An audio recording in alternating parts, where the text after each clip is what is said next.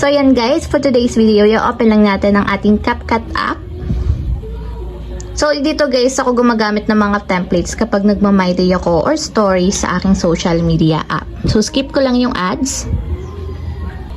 And then, pagka-open guys ng inyong CapCut app or yung inyong CapCut account, so kung makita nyo, meron ditong templates button sa lower part. So, ang gagawin lang natin, tap natin yung templates. So, meron dito guys na mga free templates. Manonood lang kayo ng mga ads.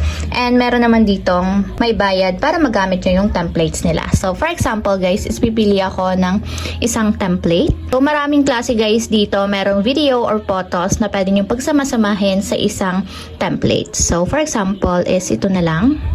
Kung makita nyo guys, pwede ditong maglagay na 4 na photos since 4 yung media niya. So, ang gagawin lang natin para magamit natin tong template na to, tap nyo lang yung use template.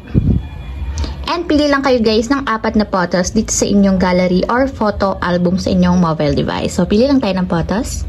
So, for example, is ito guys, pili lang kayo ng 4 na picture. And then, pag nakapili na kayo ng 4 na photos, tap nyo lang yung next.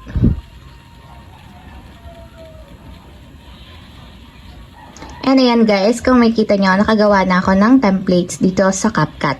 So may mga sounds yan guys, iba-ibang klase. Pwede nyo palitan yung sounds or yung audio. Pipili lang kayo dito. Or pwede nyo palitan yung text na nandito sa my middle part. So tatap nyo lang yung text. And editable din siya, pwede nyo palitan. So dito muna tayo sa media.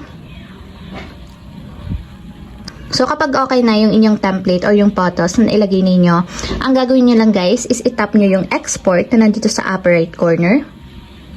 And pwede kang mamili dito kung gusto nyo export without watermark or i-export nyo lang. So, pag tinap nyo yung export without watermark,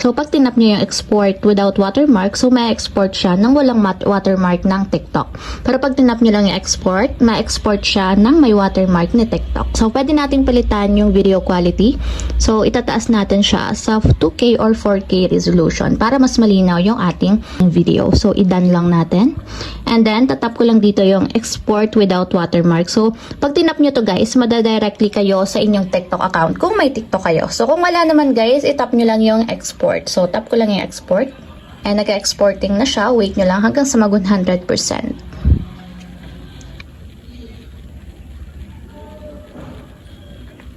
So, ayan, tap nyo lang yung done and automatic yan guys, nasa gallery na siya ng inyong mobile phone and pwede nyo na siyang i-post sa inyong social media, my day or story. So, ayun lang guys, ganun lang kasimple.